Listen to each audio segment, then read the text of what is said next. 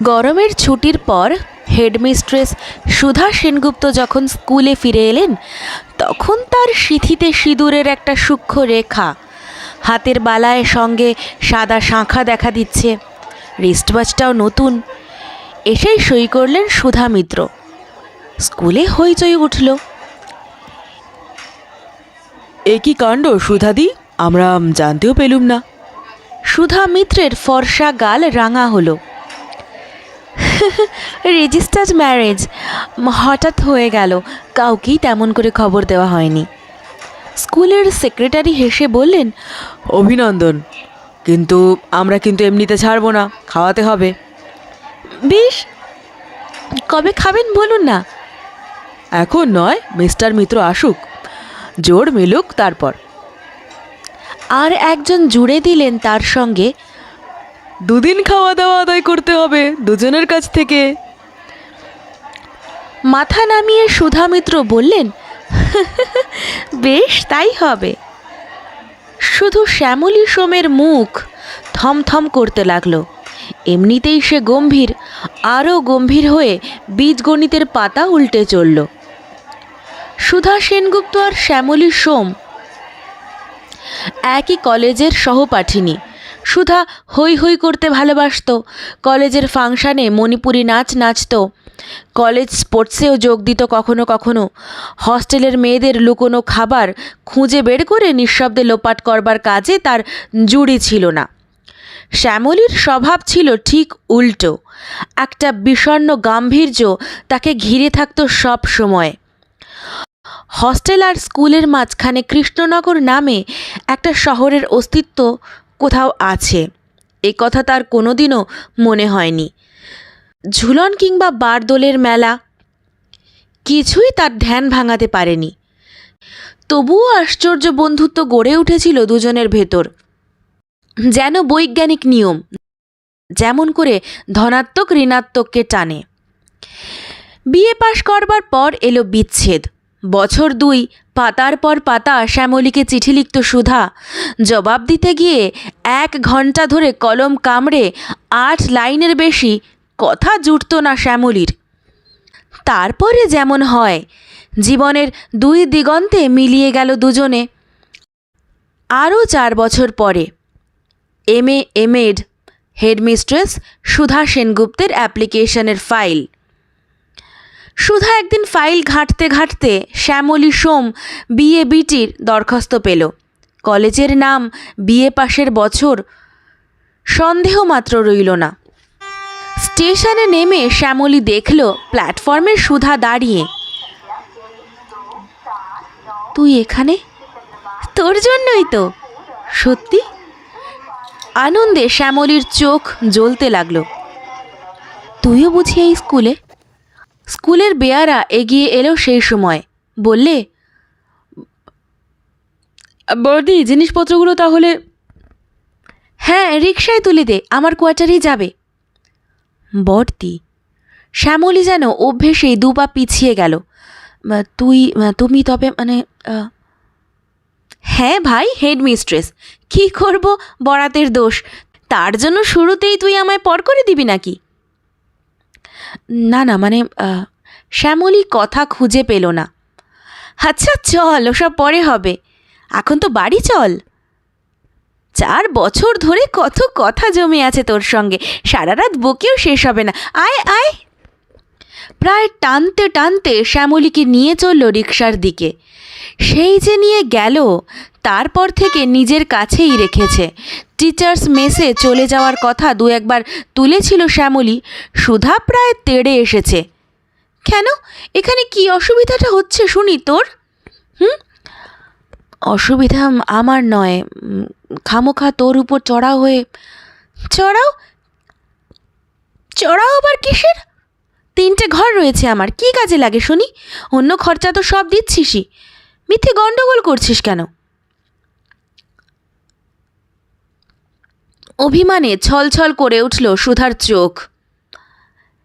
একলা বাড়িতে থাকি, রাত্রির চোর ডাকাত এসে যদি খুনও করে যায় কেউ দেখবার নেই। আচ্ছা বেশ, যা, তোর ভালো না লাগলে তুই চলে যা। শ্যামলী হাসল। তোর কোয়ার্টারের লাগোয়া প্রেসিডেন্টের বাড়ি, সামনে 100 গজ দূরে থানা। ডাকাত এসে গলা টিপে ধরলে কেউ কিছু করতে পারবে না, বুঝলি? শ্যামলীও যে বিশেষ কিছু করতে পারবে তা নয়, আর ডাকাত যে এ বাড়িতে কখনো আসবে না এ কথা শ্যামলীর চাইতে সুধা আরও বেশি করেই জানে। তবুও চলে যাওয়া যায় না। সব কিছুর ওপর সুধার সেই ব্রহ্মাস্ত্র। কপাল দোষে হেডমিস্ট্রেস হয়েছি বলে তুই আমায় এখন পর করে দিবি, এ আমি কোনোদিনই ভাবিনি। শ্যামলীর আসল কাঁটাটা এখানেই। সাধারণ অ্যাসিস্ট্যান্ট টিচার হয়ে হেডমিস্ট্রেসের বান্ধবীর ভূমিকা কেমন যেন লজ্জাকর মনে হয় তার। কলেজের দিনগুলো ছিল আলাদা, কিন্তু এখন। আর শ্যামলীর ওই দুর্বলতাটা জানা আছে বলেই সুধা বারবার এমন করে কথাটা তোলে যে কাঁটাটার অস্তিত্ব প্রাণপণে গোপন করে যেতে হয় শ্যামলীকে। তবু 7-8 মাসে অনেকখানি সহজ হয়ে এসেছিল সুধা সেনগুপ্তের অসাধারণ পপুলারিটি। এখানে ছাত্রীরা বেশ শ্রদ্ধা করে, টিচারেরা ভালোবাসে, গভর্নিং বডি সম্পূর্ণ বিশ্বাস করে তাকে। তাই যেখানে সবচাইতে বেশি ভয় ছিল অন্য টিচারদের ঈর্ষার উত্তাপ বিন্দুমাত্র টের পেতে হয়নি শ্যামলীকে। কিন্তু এতদিন পরে আবার মেঘের ছায়া পড়েছে। সুধা সেনগুপ্ত নয়, সুধা মিত্র। সরু সিঁদুরের রেখা জ্বলছে শীতে। শুধু হেডমিস্ট্রেস নয়, তাকে সয়ে গিয়েছিল। দুজনের মাঝখানে আর একজন এসে আড়াল করে দাঁড়িয়েছে এখন। অন্য টিচারদের মতো, সেক্রেটারির মতো শ্যামলীও খুশি হতে চেয়েছিল, বলতে চেয়েছিল হার্টি কংগ্র্যাচুলেশনস, কিন্তু কিছুতেই বলতে পারল না। মনটা আশ্চর্যজনকভাবে আড়ষ্ট আর সংকীর্ণ হয়ে উঠল তার। সুধার ফিরতে দেরি হবে। স্কুল কমিটির জরুরি মিটিং আছে আজকে। শ্যামলী একাই ফিরল। জামা কাপড় বদলালো, গা ধুতে গিয়ে অন্যমনস্কভাবে চুল ভিজিয়ে ফেলল। তারপর ভেজা চুল মেলে দিয়ে নিজের ঘরটির জালনার পাশে বসে রইল তক্তপোষের ওপর। এই জালনায় বসে একটা নদী দেখা যায় কিছু দূরে, শিলাই, ভালো নাম শিলাবতী। দেখা যায় বালির চর, চোখে পড়ে খেয়াঘাটের এক টুকরো খড়ের চালা। নদীর ওপারে বিকেলের রং লাল, সেই লালের নিচে কালোর ছায়া পড়তে শুরু করেছে। কয়েকটি মানুষের বিন্দু, একপাল মোষ চলেছে। এখান থেকেও দেখা যায় পায়ের ধুলো উঠছে তাদের। শ্যামলী চেয়ে রইল সেদিকেই। মনের মধ্যে সন্ধ্যা নামছে তার। সুধা বিয়ে করে এলো, অথচ তাকে একটা খবর পর্যন্ত দিল না, একটা চিঠি পর্যন্ত দিতে পারল না। তার চেয়ে বড় কথা রেজিস্টার্ড ম্যারেজ। তার মানে অনেক দিন আগে থেকেই জের চলছিল, ব্যাপারটা হঠাৎ ঘটেনি। কিন্তু এই 8 মাসের ভেতর একদিনের জন্যও সুধা মুখ খোলেনি তার কাছে, একবারও বলেনি। আরও একটা আড়াল তৈরি হয়েছে দুজনের মাঝখানে। ইচ্ছে করেই বলেনি হয়তো, আর শ্যামলী নিজেই তার কারণ। মাস 5 আগের কথা। স্কুলের একজন টিচার বিয়ে করে রিজাইন দিয়ে চলে গেল। সুধা বলেছিল, লীলার স্বামীকে দেখলুম ভাই, বেশ ছেলেটি, লীলা সুখী হবে। শ্যামলী চুপ করে থেকেছিল কিছুক্ষণ, তারপর জবাব দিয়েছিল, না, সুখী হবে না, মরবে। সুধা চমকে উঠেছিল, বলেছিল, হঠাৎ এমন সিনিসিজম কেন রে? কেউ তোকে বিট্রে করেছে নাকি? না, সে দুর্ভাগ্য আমার হয়নি। এ কথা বলছিস কেন তবে? পুরুষ জাতটাকে জানি বলে। ওরা ওরকম লোভী, স্বার্থপর। মেয়েদের এক্সপ্লয়েট করা ছাড়া আর কোনো উদ্দেশ্য নেই ওদের। আচ্ছা আচ্ছা, তোরও দিন আসবে, অন্য কথা শুনতে পাবো তখন। না, সেরকম দিন আমার কোনো দিনও আসবে না। বিদ্বেষটা আজকের নয়, ছেলেবেলা থেকে জমে উঠেছে চেতনার গভীরে গভীরে। সেই কৃষ্ণনগর শহরে তাদের পাশের বাড়ির ওভারসিয়ার ভদ্রলোক প্রায় মাঝরাতে আকণ্ঠ মদ গিলে ফিরে আসতো বেপাড়া থেকে। তারপর স্ত্রীকে ধরে ঠ্যাঙানো, সেই যন্ত্রণার গোঙানি আর কদর্য চিৎকার রাতগুলোকে কি বিভৎসভাবে আবিল করে দিত। বউটির মুখখানা এখনও মনে পড়ে। সাদা শঙ্খের মতো রক্তহীন মুখের রং, কঙ্কালসার, হাতে দুগাছা লাল কাঁচের চুড়ি, কুঁজো হয়ে কুয়োতলায় বসে এক পাঁজা বাসন মাজছে। তারপর কলকাতায় বিটি কলেজে পড়বার সময় সেই বিবাহিতা মেয়েটি পড়তে এসেছিল তাদের সঙ্গে। চাকরি করে সংসার চালাই ভাই, তবু 4-5টা ছেলে মেয়ে। ওকে বলি, দোহাই তোমাকে, আমাকে দয়া করো, আমি আর পারি না, অনেক তো হলো, এবার আমায় রেহাই দাও, আজকাল তো অনেক অপারেশন হয়েছে। উনি বলেন, আমরা নৈহাটি পাড়ার পণ্ডিত বংশ, ওসব পাপ কথা মুখেও আনতে নেই। ছেলেবেলার ঘৃণাটা আরও তীব্র হয়েছে, আরও ভালো করে শেকড় মেলেছে মনের ভেতরে। সুধা সে ইতিহাস জানে না, কিন্তু শ্যামলীর মন বুঝতে পেরেছে সে। তাই হয়তো সমস্ত জিনিসটাই এমন করে তার কাছে লুকোতে হয়েছে সুধাকে। সেদিক থেকে সুধার ওপর রাগ করা যায় না, কিন্তু শিলাবতীর ওপর সন্ধ্যা নামল, মানুষগুলোকে আর চোখে পড়ে না। একটা আলো জ্বলে উঠল মিটমিট করে, খেয়াঘাটের আলো। আলোটার দিকেই চেয়ে রইল শ্যামলী। ওই নদীটা পার হয়ে লোকগুলো কোথায় যায়? বালির চর পেরিয়ে, মাঠ পেরিয়ে, কোথাও কোনো গ্রাম আছে? কত দূরে? চুলগুলো ভালো করে মোছা হয়নি, গায়ের ব্লাউজ অনেকখানি ভিজে গেছে। হঠাৎ শ্যামলীর শরীরে একটা শীতার্ত শিহরণ জাগল। মনে হলো কখন যেন শরীর থেকে আর একটা শরীর বেরিয়ে চলে গেছে, পার হয়ে গেছে শিলাই নদীর রাত্রির কালো জল। তারপর অন্ধকার বালির চর ছাড়িয়ে বাতাসে শোঁ শোঁ করা বাবলা বনের ভেতর দিয়ে কোথায় একা চলে গিয়েছে সে। দিগন্তের শেষ সীমান্তেও একটি আলো নেই কোথাও, একটি গ্রামের চিহ্নও কোনোখানে চোখে পড়ে না। শ্যামলী চমকে উঠল। আশ্চর্য, কেন এই অর্থহীন ভাবনা? কেমন একটা অদ্ভুত চিন্তা কেন এলো তার মনে? ঘরে জুতোর শব্দ, একটা তীব্র আলোর জোয়ার। সুধা সুইচটা টিপে দিয়েছে। কি রে, অমন অন্ধকার করে বসে আছিস যে? এমনি। শ্যামলী অপ্রস্তুত ভাবটা কাটিয়ে নিতে চেষ্টা করল। এত তাড়াতাড়ি মিটিং হয়ে গেল আজ? কয়েকটা ফর্মাল ব্যাপার ছিল রে। সুধা হঠাৎ এসে বসে পড়ল শ্যামলীর পাশে, দুহাত দিয়ে গলা জড়িয়ে ধরল তার। খুব রাগ করেছিস না আমার উপর? রাগ কেন করব? বিয়ের কথা তোকে আগে বলিনি, তাই। সুধা একটু দ্বিধা করল। সত্যি কথা বলতে কি, অনেকবার বলবার চেষ্টা করেছি, মুখ চুলবুল করে উঠেছে, কিন্তু সঙ্গে সঙ্গে সামলে নিয়েছি। জানিস তো, জানি তো তোকে বলে বসবি দাউট ব্রুটাস। শ্যামলী জোর করে হাসল। আমাকে এতটা মারাত্মক ভাবলি তুই? আমার নিজের মত যাই হোক, সেটা তোর উপর চাপিয়ে দিতে কেন চাইবো আমি? তাই তো নিয়ম ভাই, নিজের চোখ দিয়েই সবাই অন্যকে দেখে। তাহলে তুই রাগ করিসনি তো? আজ সকালে এসে পৌঁছানোর পর থেকে তোর সামনে কি করে যে আছি, ভয়ে ভয়ে আছি জানিস তো। ভাবছি কি করে আমি তোর সামনে আসব। কে পাগলামি করছিস সুধা? কি করে বিয়ে হলো তাই বল। সুধার বিয়ের ইতিহাসে এক বিন্দু কৌতূহল ছিল না, তবু শ্যামলীর মনে হলো তার কাছ থেকে এই কথাটা শোনবার জন্য সুধা অপেক্ষা করে আছে। আর ঠিক তাই ঘটল। সুধা খাট ছেড়ে উঠল না, স্কুলের জামাকাপড় ছাড়ল না। শ্যামলীর কতগুলো হোম টাস্কের খাতা ছিল, সেগুলো দেখতেও দিল না তাকে। ঝিকে দিয়ে বার তিনেক চা আনালো। তারপরে গলার স্বরে সুখ আর লজ্জা মিশিয়ে সমস্ত কাহিনীটা বলে যেতে লাগলো। আলাপ হয়েছিল ইউনিভার্সিটিতে, পাশ করবার পরেও সম্পর্ক মুছে গেল না, আরও ঘন হয়ে উঠল দিনের পর দিন, জানিস তো।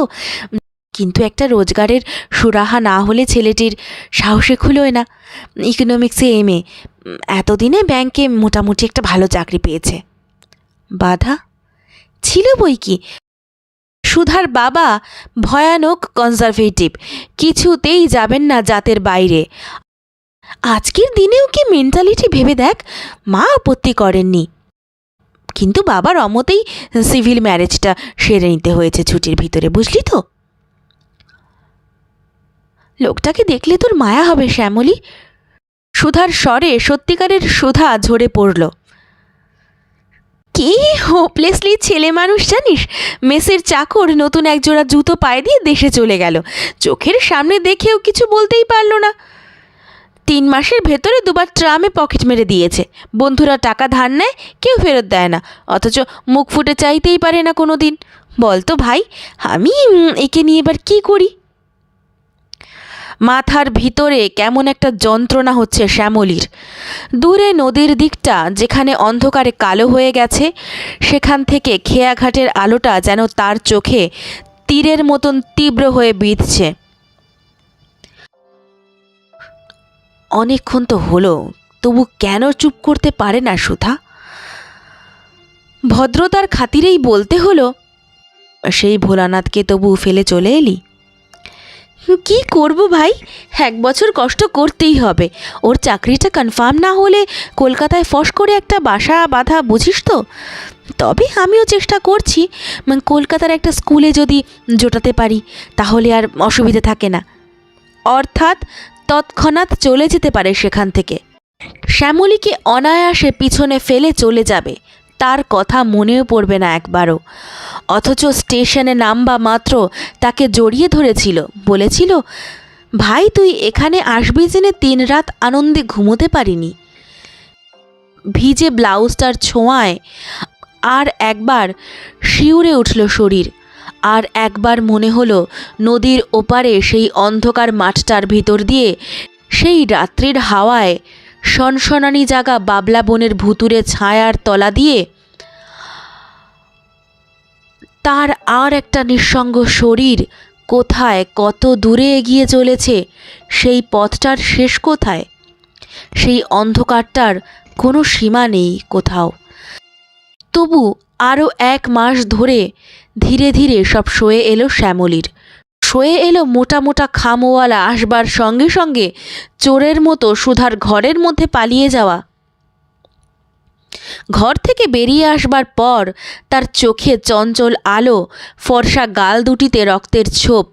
শ্যামলীকে বারবার কি বলতে গিয়েও অনেক কষ্টে নিজেকে সামলে নেওয়া। একটা তীব্র বিরক্তির জোয়ার আসে মনে। 26-27 বছর বয়স হলো সুধার, একটা স্কুলের হেডমিস্ট্রেস, অথচ চোখে মুখে কিশোরীর মতো এমন ভাব ফুটে বেরোয় যে শ্যামলীর গা জ্বালা করতে থাকে। ন্যাকামো ছাড়া আর কি? 8-10 পাতা ধরে কী বা লেখবার আছে চিঠিতে, যে সে চিঠি পড়বার পরে প্রেমে এমন ছটফট করবারই বা কী মানে হয়? এই সময় টিচার্স মেসে গেলে মন্দ হয় না। এখন শ্যামলীকে না হলেও বিন্দুমাত্র অসুবিধে হবে না সুধার। সেই কথাটা বলবার জন্য তৈরি হচ্ছিল শ্যামলী। হঠাৎ জ্বরে পড়ল। জ্বরটা সাংঘাতিক কিছু নয়, ইনফ্লুয়েঞ্জা, কিন্তু দারুণ দুর্বল করে ফেলল। সুধা বলল, কেন মিছে স্কুলে যাওয়ার জন্য ব্যস্ত হচ্ছিস, পড়ে থাক না 3 চারেক। তৃতীয় দিনে একা পড়ে থাকতে অসহ্য লাগলো। বাইরে জ্বলন্ত দুপুর, শিলাবতীর দিকে ধুলোর ঘূর্ণি উঠেছে দেখা যায়। জ্বরটা সামান্য, মাথায় যন্ত্রণা রয়েছে, কিন্তু বিছানায় শুয়ে থাকতে জ্বালা করছে সারা শরীর। স্কুল থেকে গোটা কয়েক নতুন ইংরেজি বই এনেছে সুধা, তারই একটা নাড়াচাড়া করা যাক। সেলফ থেকে বইখানা বার করতেই ফিকে নীল রঙের খাম পড়ল একখানা। ছি ছি, কি অসাবধানী! এসব চিঠি এমন করে বাইরে রাখতে হয়? প্রায় তো অন্য টিচারেরা সুধার কাছে ঘরে আসে, বইপত্র নাড়াচাড়া করে, তাদের কারো হাতে যদি। চিঠি শুদ্ধ বইখানা রেখে দিতে গিয়েও শ্যামলী থামল। সারা শরীরে ইনফ্লুয়েঞ্জার অস্বস্তি, মাথার মধ্যে যন্ত্রণা, বাইরের তীব্র রোদের একটা চাপা উত্তাপ এসে যেন ছড়িয়ে গেল তার জ্বালা ধরা রক্তের ভিতর। শ্যামলী চেষ্টা করল, বারবার চেষ্টা করল, ঠোঁটের উপর দাঁতের চাপ দিয়ে নিজেকে রক্তাক্ত করতে চাইল, তবু সে পারল না, কিছুতেই পারল না। খামখানা যখন খুলল, তখন তার হাত দুটো থর থর করে কাঁপছে। এই রোদ, এই জ্বর, স্নায়ুর ভেতরে এই জ্বালা না থাকলে সব অন্যরকম হয়ে যেত।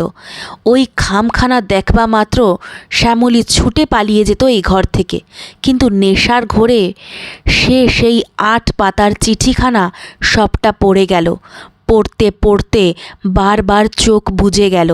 বারবার নিজেকে বলতে হলো, আমি পড়ব না, আমি পড়ব না, কিছুতেই না। তবু 3 বার পড়ে ফেলল চিঠিটা। তারপর হঠাৎ যেন নেশাটা ছুটে গেল তার। দৌড়ে পালিয়ে গেল নিজের ঘরে। বিছানায় উবুর হয়ে পড়ে মাথার বালিশ ভিজিয়ে দিতে লাগলো চোখের জলে। হে আমি কি করলুম, কি করলুম, হে আমার কি অধঃপতন হলো, কি করলুম আমি। বিকেলে যখন সুধা ফিরল তখন তার দিকে চাইতে পারল না পর্যন্ত শ্যামলী। নিজের অপরাধের ভারে যেন লুকোবার জায়গা খুঁজে পেল না কোথাও। কি রে, অমন মুখ ঢেকে শুয়ে আছিস কেন? সুধা ভয় পেয়ে বললে, জ্বর বাড়ল নাকি? আমাদের ডাক্তারবাবুকে খবর দেব? ডাক্তারবাবু খানিকটা ঘরের লোক, স্কুলে হাইজিন পড়ান। না, জ্বর বাড়েনি, এমনি শুয়ে আছি। তবে অমন করে চাদর চাপা দিয়েছিস কেন মুখে? খোল, মুখ খোল। কাউকে এমনভাবে মুখ ঢেকে শুয়ে থাকতে দেখলে বাবু আমার দারুণ ভয় করে। আমাকে একটু ঘুমোতে দে সুধা। আচ্ছা, ঘুমো তবে। একটা কুৎসিত আত্মগ্লানির মধ্যে দিয়ে বিকেল কাটল, সন্ধ্যা কাটল, যন্ত্রণা ভরা ছাড়া ছাড়া ঘুমের ভিতর দিয়ে রাত কাটল। সারা সকাল ধরে জোর করেই টিচার্স মেসে চলে যাওয়ার জন্য নিজেকে তৈরি করল শ্যামলী। তারও পরে 10:30টায় স্কুলে বেরিয়ে গেল সুধা। শ্যামলীকে খাইয়ে দিয়ে ঝি তার ভাত নিয়ে চলে গেল। আর ধীরে ধীরে হেডমিস্ট্রেসের কোয়ার্টারের ওপর নির্জন দুপুর নামল। শিলাইয়ের জল আর বালির চড় জ্বলতে লাগলো রোদে। হাওয়ায় একটা মাদক উত্তাপ আসতে লাগলো। জ্বর ছিল না, তবু জ্বরের যন্ত্রণা শরীরের প্রতিটি রক্তবিন্দুকে বিদ্ধ করতে লাগলো। আর মাথার ভিতরে ধীরে ধীরে সব বিশৃঙ্খল হয়ে যেতে লাগলো শ্যামলীর। সুধার ঘরটা তাকে টানছে, আগুন যেমন করে টানে পতঙ্গকে, যেমন করে পাহাড়ের খাড়াই টানে অতলের দিকে। বারবার বিছানা ছেড়ে উঠল শ্যামলী, বারবার বসে পড়ল। তারপর বিদ্যুৎ চমকের মতো একটা কথা জেগে উঠল মনে। কেন এত সংকোচ, কিসের দ্বিধা তার? চিরকাল বান্ধবীরা ওর চিঠি ওকে দেখায়, তাকে দেখায়। নিজেদের ভেতরে কোনো লজ্জার আড়াল রাখে না তারা। এ ছবি তো তাদের নিজের বাড়িতেই দেখেছে। তাদের হস্টেলের 2টি বিবাহিতা মেয়ের কথাও সে ভোলেনি। বিদ্যুৎ নয়, যেন তলোয়ার ঝলসে গেল একখানা। সমস্ত দ্বিধাকে 2 টুকরো করে দিয়ে গেল সে। সে চিঠি দেখেছে জানলে সুধা রাগ করবে না, বরং তার কাছ থেকে একটু প্রশ্রয় পেলে নিজেই দেখিয়ে যেত এর আগে। শ্যামলী উঠে দাঁড়ালো। এবার তার পা কাঁপল না, মন টলল না। না, বইয়ের ভেতরে আর চিঠি নেই। তীব্র উত্তেজনা আর নৈরাশ্যে শ্যামলীর মনে আগুন জ্বলতে লাগলো। আকণ্ঠ পিপাসার সামনে কে যেন জলের পাত্রটা সরিয়ে নিয়ে গিয়েছে এমন মনে হলো তার। অসহ্য অন্তর জ্বালায় দাঁতে দাঁত চাপল সে। বাক্সের ভেতরে চিঠি লুকিয়ে রেখেছে সুধা। তার কাছে যে চাবির রিং আছে, তাই দিয়ে চেষ্টা করে দেখবে নাকি একবার। কিন্তু তার আগে আশ্চর্য নির্ভুল অনুমান। বিছানার তোষকের নিচেই পাওয়া গেল আরও 4খানা। সবকটাই একদিনে পড়বে, কিছু রাখবে না ভবিষ্যতের জন্যে। কিন্তু আবার কবে সময় হবে কে জানে। সহজে কি এ সুযোগ পাওয়া যায়? আর কাল তার স্কুলে জয়েন করতে হবে, আজই ফেলে রাখা চলবে না। তাছাড়া আরও চিঠি আসবে সুধার। আর প্রায়ই শনি রবিবারের স্কুলের পরে রাত 7টা-8টা পর্যন্ত তার কমিটির মিটিং থাকে। শ্যামলী খাম খুলতে লাগলো, একখানার পর একখানা। দিন বয়ে চলল। আকাশ ছেয়ে বর্ষার কালো মেঘ এলো। শিলাইয়ের সাদা জল সরিয়ে নিয়ে গেল কে? স্কুলে মাঝে মাঝে রেনি ডে হতে লাগলো। আর চায়ের সঙ্গে গরম ফুলুরির ফরমাশ দিয়ে শ্যামলীকে উচ্ছল চোখে বারবার কি বলতে গিয়েও সামলে নিতে হলো সুধাকে। শেষ পর্যন্ত। দিনটা বেশ না রে শ্যামলী? ছুটি পাওয়া গেল। ধেত, ছুটির জন্য নয়, অঙ্ক কষে কষে একেবারে প্রোজাইক হয়ে গেছিস তুই। সুধা গুনগুন করতে লাগলো, সজনী সজনী রাধিকালো দেখ বহু চাহিয়া দিল কাহার শ্যাম আবে। শ্যামলী বিষাদ দৃষ্টিতে চেয়ে রইল, ঠিক বুঝতে পারে না আজকাল কেন তার সুধাকে এত খারাপ লাগে। মনে হয় সুধা বড্ড বেশি তরল, বড় বেশি অগভীর। এত চঞ্চল, এত ছটফটে মন নিয়ে কি সত্যিই ভালোবাসতে পারে কাউকে? কলকাতা থেকে যে নির্বোধ মানুষটা মৃদু সুগন্ধি জড়ানো ফিকে নীল চিঠির কাগজে মুক্তোর মতো হাতের লেখায় ৮-১০ পাতা করে প্রেমের উচ্ছ্বাস তাকে পাঠায়, সেই চিঠিগুলো সম্পূর্ণ বোঝবার মতন মন কি সুধার আছে?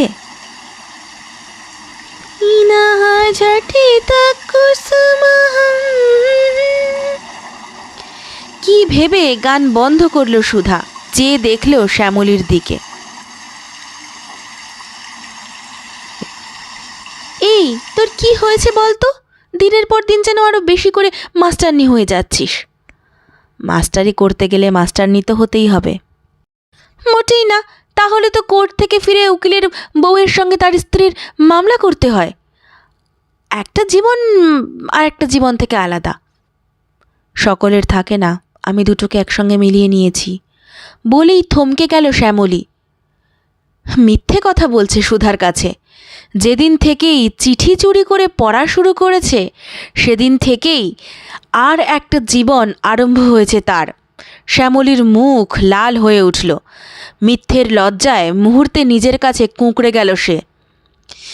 কি যেন বলতে যাচ্ছিল সুধা, তার আগেই গেটের সামনে তালিমারা ছাতা দেখা দিল একটা। তারপর গেট খুলে গেল। ছোট লনটির ঘাসের ভেতরে থই থই জলে রাবারের জুতো ছপছপ করতে করতে হলদে পোশাক আর হলদে ব্যাগ নিয়ে দেখা দিল ডাকপিয়ন। সুধা এক লাফে উঠে দাঁড়ালো। হৃৎপিণ্ড দুলে উঠল শ্যামলীর, ঝাঁ ঝাঁ করতে লাগলো কানের ভেতর। এই প্রথম নয়, আজ ৩ সপ্তাহ ধরে পিয়ন আসবার সময় হলেই এমনি করেই রক্তে ঢেউ ওঠে তার, এমনি করেই বুকের ভেতরে ঝড় দেখা দেয়। সুধার মতোই সেও ঠিক জানে সেই মোটা খামখানা আসবে। মৃদু সুরভিত নীল চিঠির কাগজে পাতার পর পাতা জুড়ে মুক্তোর মতো হরফে লেখা থাকবে একটি আকুল মনের উচ্ছ্বাস। ইকোনমিক্সের MA, ব্যাংকে চাকরি করে, কি করে এত লেখা লেখে, এত ভালো ভালো কথা কোথায় পায় এত সব? শ্যামলী জ্বলন্ত চোখে চেয়ে রইল। চিঠিটা পেয়েছে সুধা, চাটা একটুখানি খেয়েছিল, সেটা সেইভাবেই পড়ে রইল।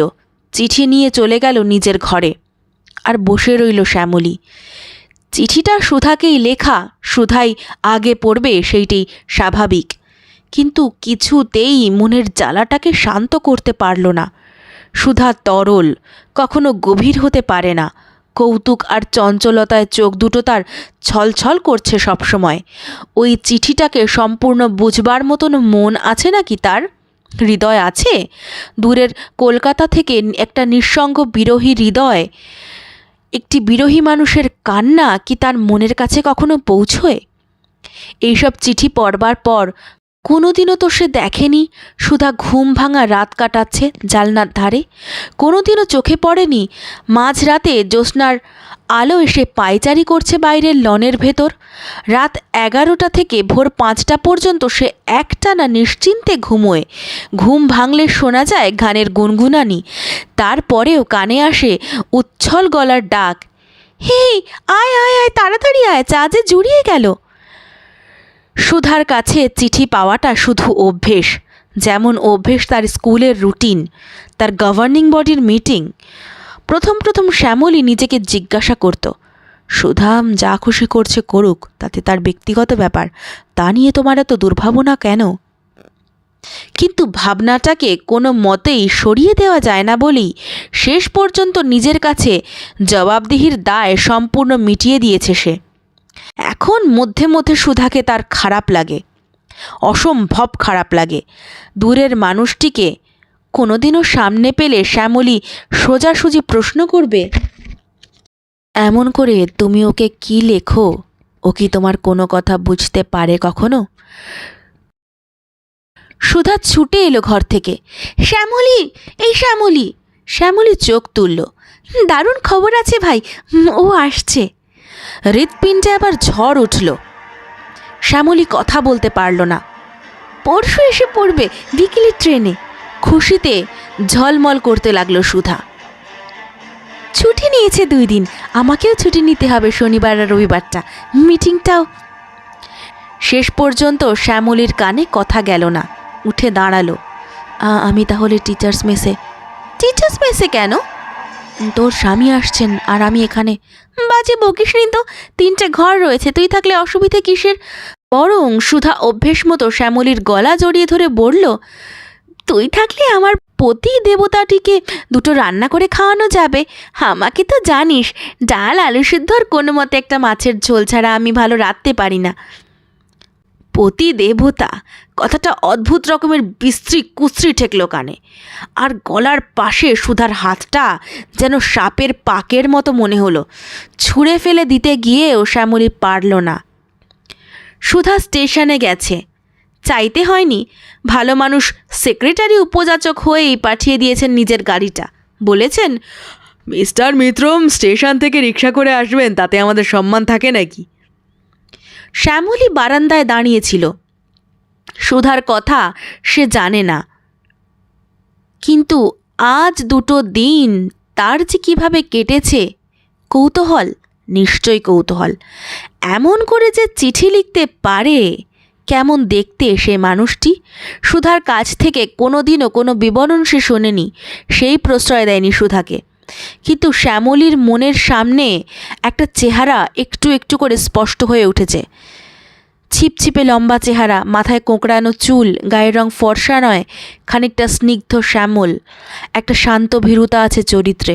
যতই 8 পাতা ধরে চিঠি লিখুক, স্বভাবে সে স্বল্পভাষী। একটুখানি লাজুক হাসিতেই অর্ধেক কথার জবাব দেয় সে। সুধার সঙ্গে তার মোটেই মেলে না, একেবারেই না।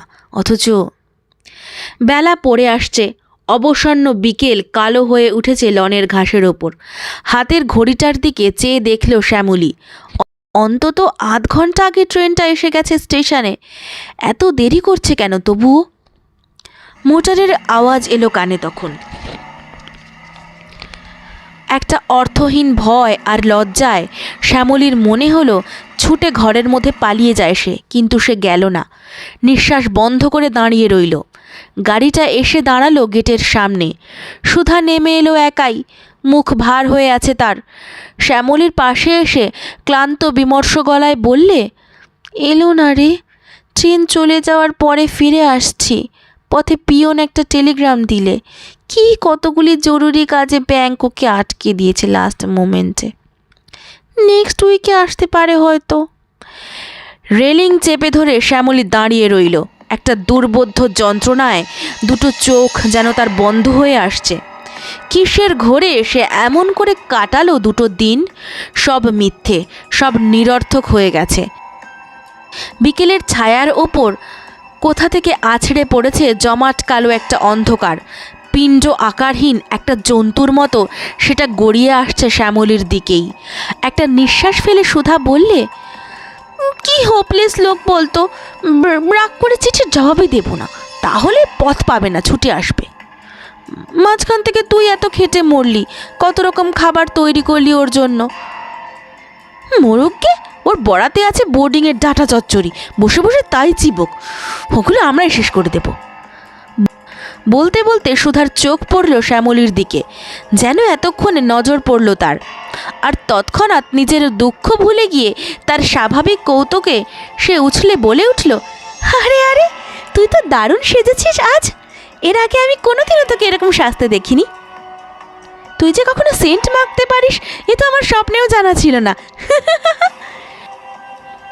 সুধা খিলখিল করে হেসে উঠল। মনে হচ্ছে আমার নয়, তোরই বর আসছে আজকে। আর বলেই সুধা স্তব্ধ হয়ে গেল। সাদা হয়ে গেছে শ্যামলীর মুখ, তাকানো যাচ্ছে না তার দিকে। তৎক্ষণাৎ অনুতাপে মরমে মরে গেল সুধা। রাগ করিস নি ভাই, ঠাট্টা করছিলাম। জানি এসব ঠাট্টা তোর একেবারে ভালো লাগে না, কিন্তু হঠাৎ আমার মুখ দিয়ে বেরিয়ে গেল, আমাকে মাফ কর ভাই শ্যামলী। কিন্তু ততক্ষণে দড়াম করে শ্যামলীর ঘরের দরজা বন্ধ হয়ে গেছে, আর বন্ধ দরজায় পিঠ দিয়ে শক্ত হয়ে দাঁড়িয়েছে শ্যামলী। ক্লান্ত জন্তুর মতো নিঃশ্বাস ফেলছে ঘন ঘন, যেন প্রাণপণ শক্তিতে বাইরের পৃথিবী থেকে নিজেকে বাঁচাতে চাইছে সে। এক মুহূর্তে সে যেন নগ্ন হয়ে গেছে সুধার কাছে, পৃথিবীর কাছে, তার নিজের কাছে। সুধার একটিমাত্র কথায় সমস্ত আবরণ সরে পড়ে গেছে তার। ভেতরকার সেই সর্বনাশা ভাঙনটার দিকে পলকহীন আগুন ঝরা চোখে চেয়ে রইল সে। সুধার ফিরতে রাত হলো। নিরাশ বিষণ্ণ মনটাকে খানিক সহজ করবার জন্য সে টিচার্স মেসে আড্ডা দিতে গিয়েছিল। বাড়ি ফিরতেই ঝি একটা চিঠি দিলে। শ্যামলীর চিঠি। জরুরি একটা কাজে সন্ধ্যার ট্রেনেই তাকে যেতে হচ্ছে কলকাতায়, সেই সঙ্গে 1 মাসের ছুটির দরখাস্ত। উইদাউট পে হলেও ক্ষতি নেই। সমস্ত জিনিসটার একটা অর্থ নিজের মতো করে অনুমান করে নিয়ে যখন অনুতাপে সুধা নিথর হয়ে বসে আছে, তখন অন্ধকারে কালো মাঠের ভেতর দিয়ে ছুটছে ট্রেনটা। সেই অন্ধকারের মধ্যে থেকে একটা আকারহীন তমসা পিণ্ডের মতো কি যেন গড়িয়ে গড়িয়ে আসছে শ্যামলীর দিকে। আর কয়লার গুঁড়োয় আচ্ছন্ন অপলক চোখের দৃষ্টি মেলে রেখে শ্যামলী যেন একটু একটু করে বুঝতে পারছে কেন তার দ্বিতীয় শরীরটা শিলাবতী পার হয়ে রাত্রির সেই পথটা ধরে এগিয়ে চলেছিল, যে পথের কোনো শেষ নেই, যে পথ কোনো দিনও তাকে কোথাও নিয়ে যাবে না।